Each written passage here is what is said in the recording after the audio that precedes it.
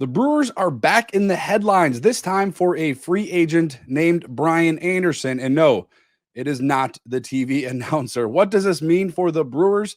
And who is the possible odd man out? We'll break it down as I'll be joined by special guest Jack Stern, who covers the Brewers from top to bottom over at Brew Crew Ball and The Score, Wisconsin. Stay tuned in. You are Locked On Brewers.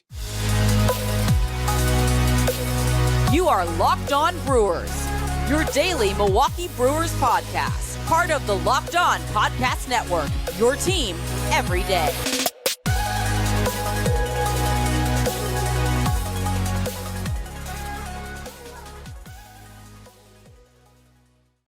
Thank you, as always, Brewers fans. Welcome back into the Locked On Brewers podcast. Thank you for always making Locked On Brewers your first listen each and every day. Do not forget, we are free and available on all podcast platforms, Apple, Google, Spotify. There are probably about 100 others, but nonetheless, you can find us wherever you get your podcasts. You can follow the show on Twitter at Locked On Brewers. You can follow the show on Facebook now. I've entered the world of Facebook with the podcast at Locked On Brewers Podcast, and of course on YouTube as well. Just search at Locked On Brewers. So close to 1,000 subscribers. I'm your host, Brandon Snide, a lifelong and diehard Milwaukee Brewers fan, actually recording this podcast as we speak, just minutes away from American Family Field. I would hope if you're a Brewers fan listening to this podcast, you know it and I know it is home to our Milwaukee Brewers. You can find me on Twitter at Brandon_Snide. I really, really, really appreciate you guys allowing me to steal some of your time to talk about our favorite team, the Milwaukee Brewers. As always, Locked On Brewers is part of the Locked On Podcast Network, your team every day. And we're going to jump right into it. I'm joined by a special guest, Jack. And I'm going to tell you right now, Jack, the Brewers have been, they've been pretty busy. They've been active in free agency. They've added a couple of names. We saw the other day, they added Brian Anderson, made a few trades. He's a guy, though, we're going to jump right into the Brian Anderson talk. He's a guy that he's fought through some injuries. He could potentially serve as an everyday third baseman. So, Jack Stern, I'll welcome you to the show. Number one, I'm going to ask you how you're doing, because that's the most important thing here at the Locked On Brewers podcast. Make sure you're doing good. And number two, what did you think of the latest signing by the Milwaukee Brewers? Well, first of all, thanks for having me. I really appreciate the opportunity to come on here and talk a little Brewers baseball. I'm doing all right. Starting to get that baseball itch a little bit again. I'm getting tired of having to just break down moves on paper, and I want to actually start seeing things play out on the field. And as far as Brian Anderson goes, I think that this does check a couple of boxes for a pretty typical Brewers signing. He's someone who his market value was down a little bit because he has struggled the past couple of years. The shoulder injuries have really been the big story for him. He's a right-handed bat, which is something that they needed balance on that roster because they were pretty lefty heavy.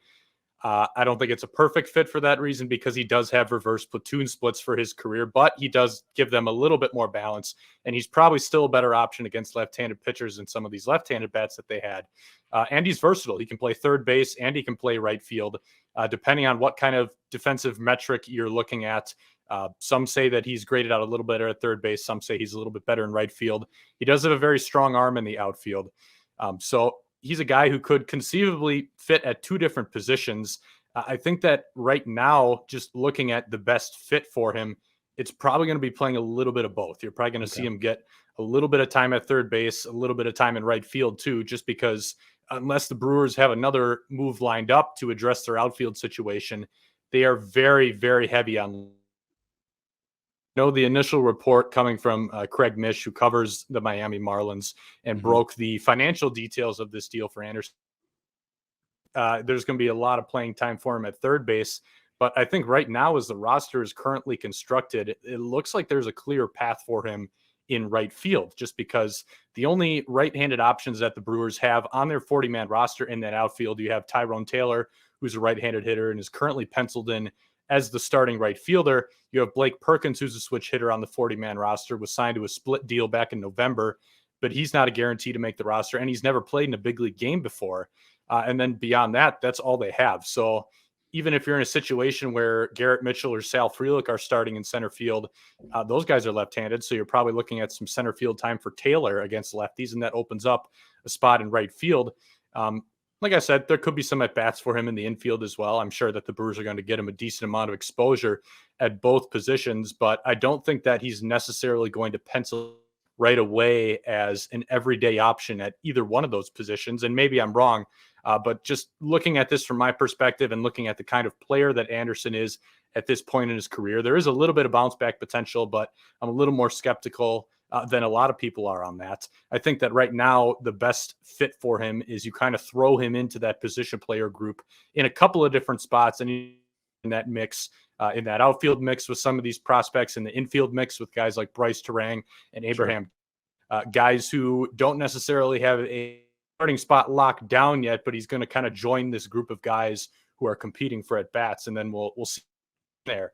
And even in a situation where some of those prospects get the first dibs on the playing time and they don't perform as well as the Brewers are hoping, Anderson does give you someone who is not going to be a great bat, but he does give you a little bit of a higher floor than some of these prospects do. So he's not the greatest impact signing that the Brewers could have made. And like I said, I'm not quite as high on the bounce, but I do think that at the very least, he raises the floor of this position player group. Let me ask you this, Jack. You talk about a guy other than 2019 was the last time he had a full season where he played 126 games. 2022, he was a non-throwing shoulder injury, 98 games. In 2021, he only played 67 games. Any concerns going forward with the injuries for Brian Anderson?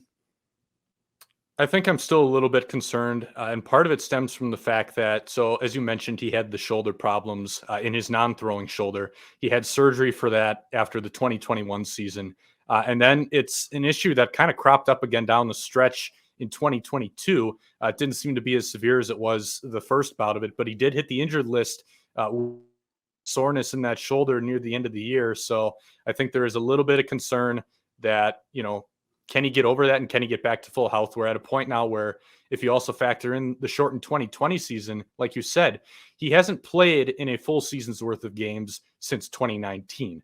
And I think that all kind of factors into why it's probably better to consider him as a little more of a part-time piece than someone who's going to be in the lineup every single day at a specific position.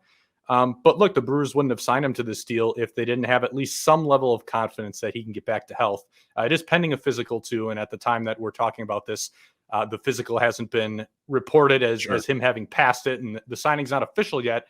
But I would imagine there probably won't be a huge hang up there, considering it's a relatively small amount of money. So I don't think that there's going to be anything that really scuttles this deal in the physical.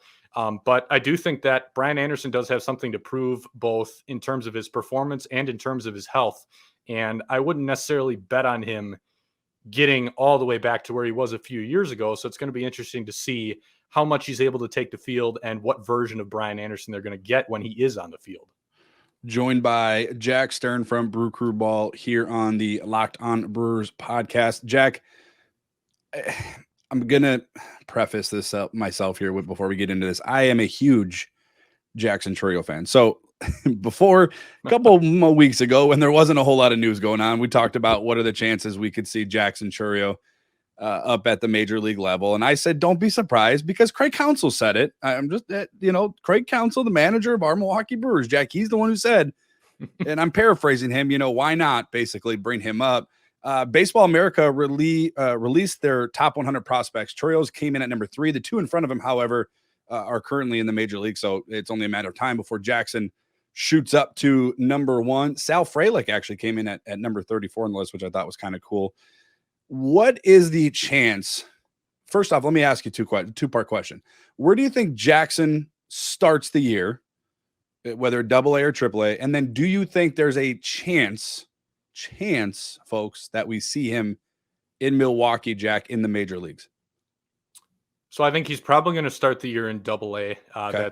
That's where he made it to last year. And that promotion, I think there were two reasons behind that. One was that they wanted to get him a little more playing time at the end of the year. And also just that he performed well at every stop. So they figured, why not give him this promotion and see if he can handle it in a small sample size. I think he's probably going to start the year in AA. And as to your question about whether or not we can see him in Milwaukee this season, I wouldn't count on it, but I do think that there is better than a non-zero chance that he's in Milwaukee, maybe comes up down the stretch or something.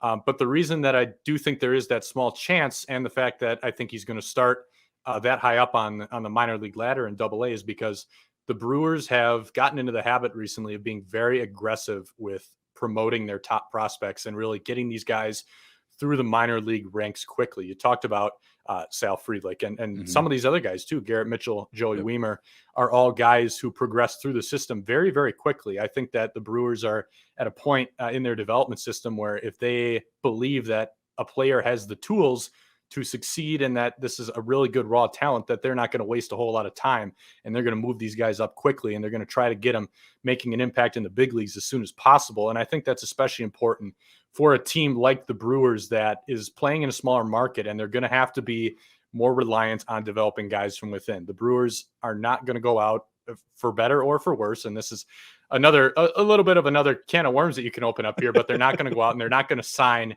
the best position players on the market. They're not going to sign the premium talent. So they're going to have to develop it from within. And that's something that they've struggled with for most of this recent era here since David Stearns took over. And now it's technically the Matt Arnold era, but it's effectively a continuation of the same regime here. But they're going to have to start developing talent from within. So it's going to be interesting to see what these next wave of prospects do. I'm not quite as optimistic about some of these guys as the Brewers make it sound like they are internally, or as some other fans are. But I do think that Centurio is going to be the real deal. When you look at the numbers that he was able to put up at his age in A-ball as an 18-year-old, and you look at the list of guys who have performed that well at that level, you're talking about a lot of superstars like Mike Trout, Vlad Guerrero Jr., guys who have come up to the big leagues and have hit the cover off the ball. I think there's really no denying the talent here with Centurio. It's just going to be a matter of if he can refine that plate discipline a little bit, maybe cut down on the swings and misses. But there's a reason that he's going to soon be ranked as the number one prospect in all of baseball by Baseball America. This guy's a legitimate talent. It's very rare for the Brewers to, appear this high up on a prospect list and have someone like that. But there's definitely star potential here. And it's going to be interesting to see if he does crack the big leagues at the end of the year. I wouldn't count on it, like I said.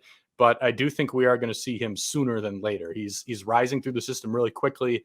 And something could change in his development, but just with the talent, the tools, and how quickly the Brewers like to get these guys to the big leagues, I don't think we're going to be waiting for a whole lot longer in the grand scheme of things.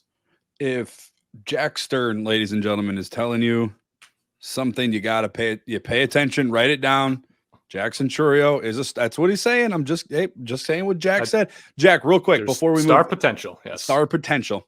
Before we move on, real quick, you were talking about this prospect class, and it as a Brewer fan, it's hard to go back and remember such a fun group of guys. You maybe go back to like Corey Hart, JJ Hardy, Ricky Weeks, out that group.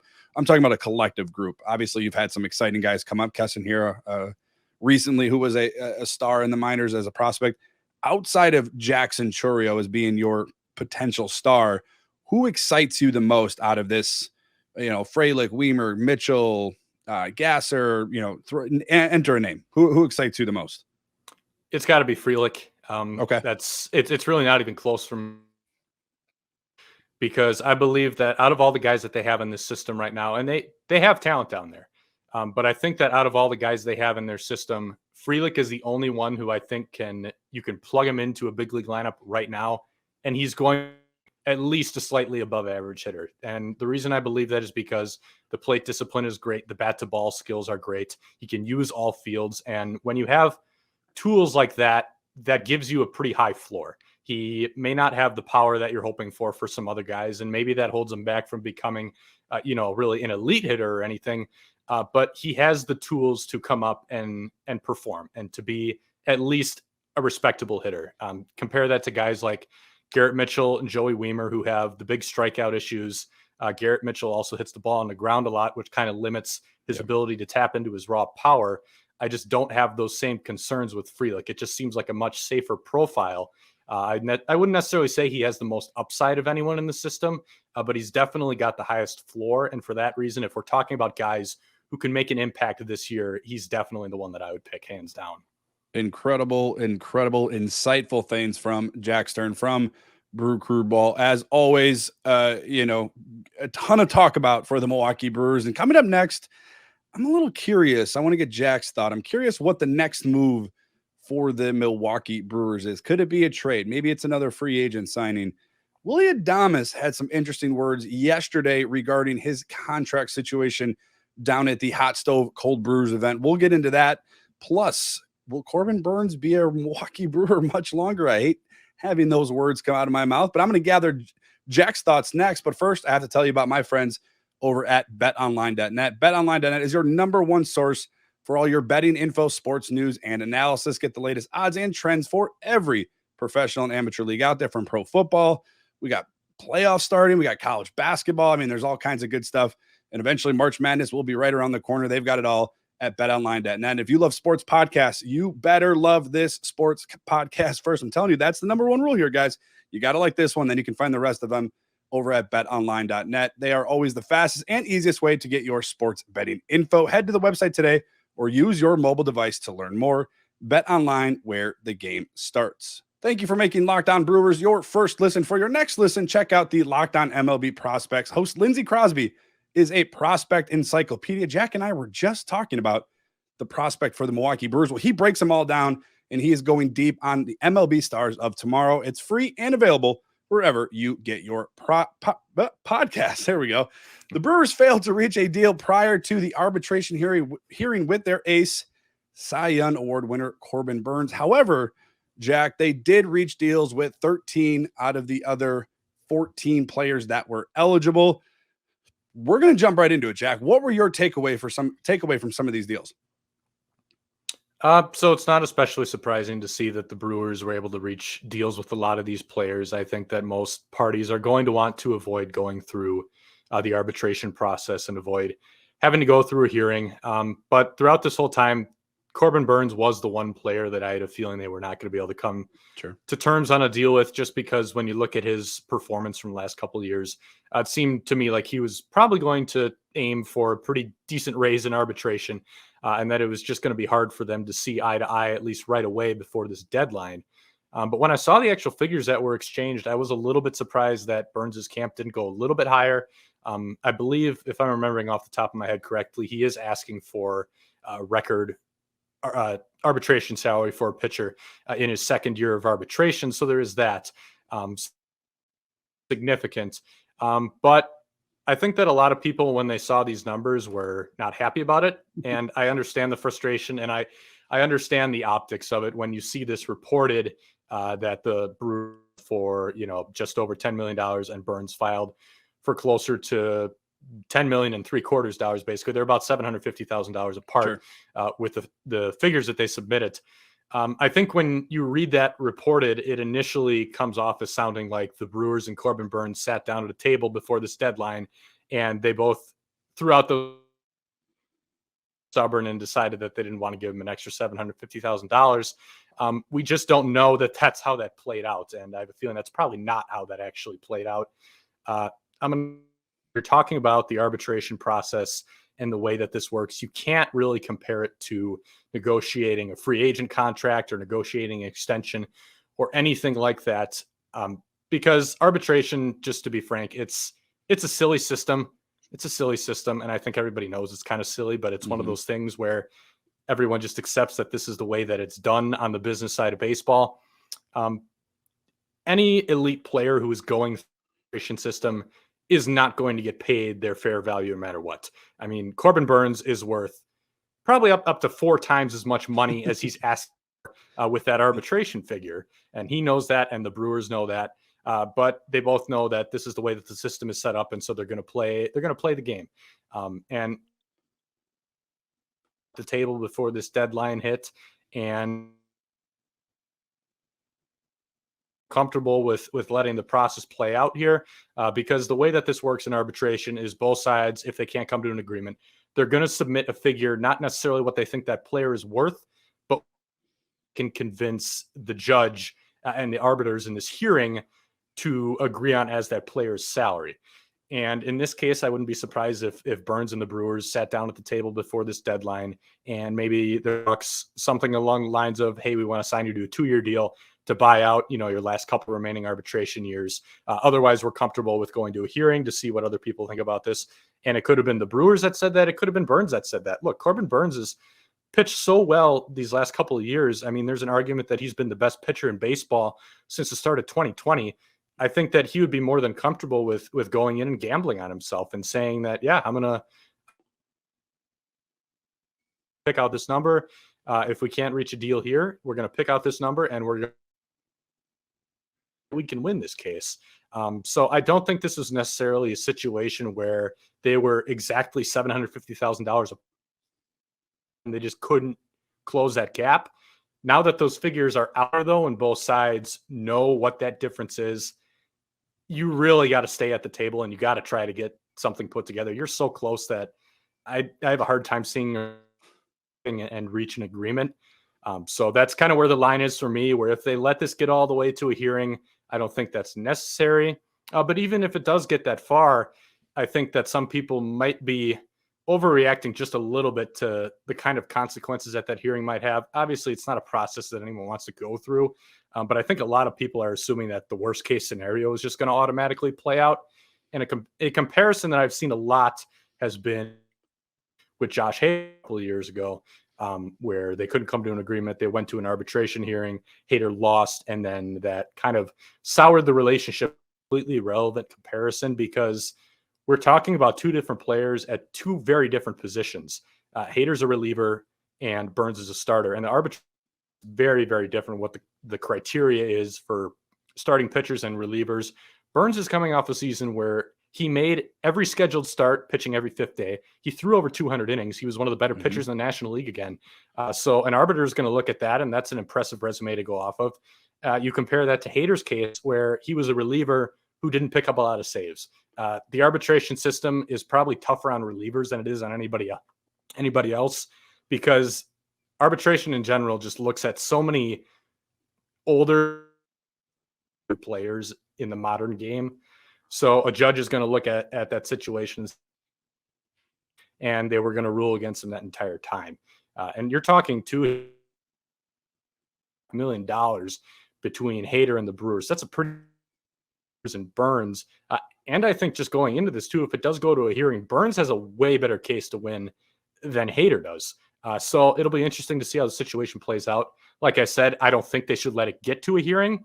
But after hearing just that those numbers were exchanged and that they didn't come to a deal right away, I didn't have an especially strong reaction to that. I don't think that's as big of a story as it's been puffed up to be.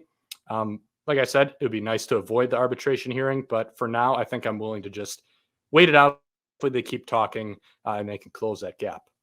Awesome stuff from Jack Stern on the Locked On Brewers podcast, who joins us from the Brew Crew Ball, also does the stuff for the game or the Score in Wisconsin. As a daily Brewers podcast, guys, we have talked about trades. We have talked about possible trades. We have talked about free agent deals and more. There's prospects. What else have we talked about? All kinds of stuff. I'm curious from Jack, a guy who covers the Brewers like no other, what his thoughts are on new president of baseball operations, Matt Arnold, and the job he's done thus far, including those comments from Willy Adames. On October 27th, shortly after the Brewers season ended, Jack, then president of baseball operations, David Stearns, stepped down, and Matt Arnold was then brought up. He probably just switched chairs, really, because he was probably sitting right next to him. Since then, it's been busy for Matt Arnold. Since then, he traded Colton Juan, traded Hunter Renfroe, traded for William Contreras. It's Brian Anderson, who we just talked about, Wade Miley, an old face, back to Milwaukee. Jack, overall, and I know it's only been a few months, and we're going to get to the Willy Adames comments to finish off the podcast. So if you're listening, don't feel like we forgot about that. And again, I know it's only been a few months, Jack, but from what you can gauge so far from Matt Arnold and the job he has or has maybe not done in this short time, what are your thoughts on that? I think so far that based on the moves that Matt Arnold has made since he took over as the head executive for the Brewers, it's very clear that he has, or I shouldn't just say he and his staff, because these guys he's the head honcho, but these guys all work together on this stuff. It's a group effort. But he and his staff have had a very good understanding of upon if they want to avoid missing out on the playoffs again next season. I think that there have been some additional moves out there to make that they haven't made yet. And because he's recognized what the issues were and he's worked to address them. He fixed the hole that they have at catcher by acquiring William Contreras. Atlanta probably viewed him with him, but the Brewers have a pretty strong reputation with catchers' defensive games behind the plate, their pitch framing, their blocking skills. So I'm pretty optimistic about that. the moves that he's made in the rotation, signing Wade Miley. A lot of people don't last year, and some of that was due to underperformance. A lot of it was due to injuries. The rotation, they needed a little more depth there. And Miley brings that. We're talking about a team that was supposed to be built on its rotation last year. And for a variety of different reasons, and with things going wrong, they ended up with Jason Alexander throwing 70 innings for him. And I'm sure that was not part of the plan.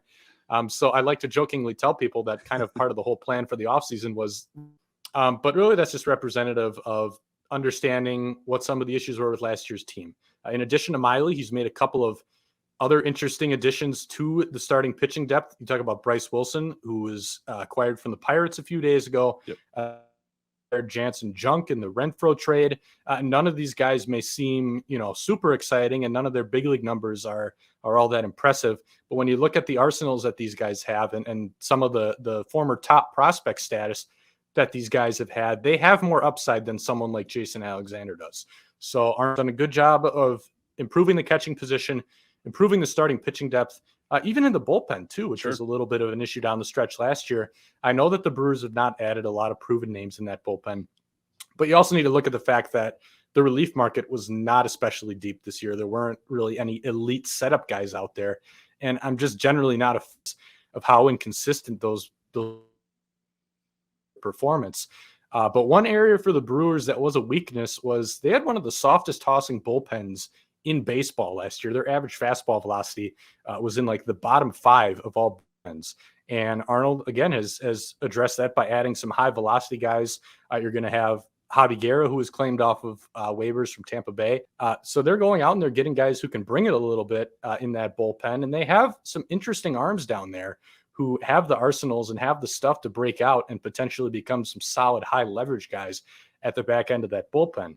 And we talked about Brian Anderson. I don't think that's an earth-shattering move by any stretch of the imagination. And it's going to depend on how they plan to use him and where they think, as we talked about earlier. But again, he raises the floor of that position player, a little bit more reliable fallback option if some of their young players don't perform as well as they're hoping. I think that really the one area that's left is I would like to see still another right-handed hitting outfielder added to this group instead of really being a full-time outfielder or anything of that stretch. So I think there's still a little bit of work left to do. I don't think the Brewers are done yet either. I think that they're probably done for the most part on the free agent market just because the pickings are starting to get a little bit slim there. But they do have a pretty deep team right now. They don't have really a superstar on this team. The closest thing to it is probably Willy Adames, but they have a very deep group both on the pitching side and on the position player side. I think if they can just make the group a little more balanced by adding another right-handed bat in that outfield, I think they're going to be in pretty good shape. So you talked about Willy Adames, Jack, there in sort of one of the remaining superstars, I guess, if you want to say, for the Milwaukee Brewers. And there were some interesting comments from Willy. Yesterday, the Brewers held an event over at Dugout 54 over there by American Family Field, the Hot Stove Cold Brews, which used to be the On Deck event, and that's a whole nother conversation for a whole nother day on how that event transpired. However, Jack, Willy said some interesting things yesterday about how he and the organization, quote, have not had conversations. Now, I thought that to be kind of odd. It struck out in my brain right away to be kind of odd because if I do recall, I believe it was in late November, Willy Adames had said that they had contract negotiations. So is this maybe just a Willy just mixing up maybe his words, maybe getting confused? Are you concerned at all at this point with where Willy and maybe the organization could be heading? I'm not really going to be especially concerned on those comments last night because, like you said, it seems like inconsistent messaging. Adames said back in November that he and the Brewers had some preliminary talks about an extension. And then he said tonight that, there have been no conversations about an extension. Maybe he just misspoke. Maybe there haven't been any additional conversations earlier in the offseason. It's just too much just because it's a fan event. It's meant to be kind of laid back and kind of loose.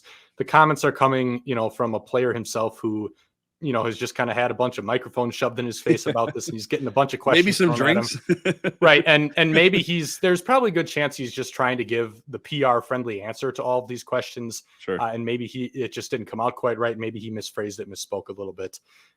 It would be interesting to hear, if we can get some comments from the front office side on it, maybe from Matt Arnold. But if they asked him, he would probably just give you the line that these guys will usually give you, that, we're open to any extension talks with any of our players, and then they'll leave it at that. I do think that the Brewers do need to really seriously, at some point, if they haven't already, try to see if they can build a little bit of momentum towards extending Willy Adames, simply because premium shortstops don't grow on trees. And Willy Adames, you can make the case that he's not quite on the level as guys like, Trey Turner or Carlos Correa, who are getting these massive contracts. But last season, he was nearly a 5-WAR player. And that, you're talking borderline stop, excellent defender at shortstop. At the very least, he's an above average hitter, and there's probably potential for a little bit more in there too, if he can get the on base percentage up a little bit. And when you look at how much money these shortstops made in free agency this year, I think some people have cited that as a reason why an extension might not happen.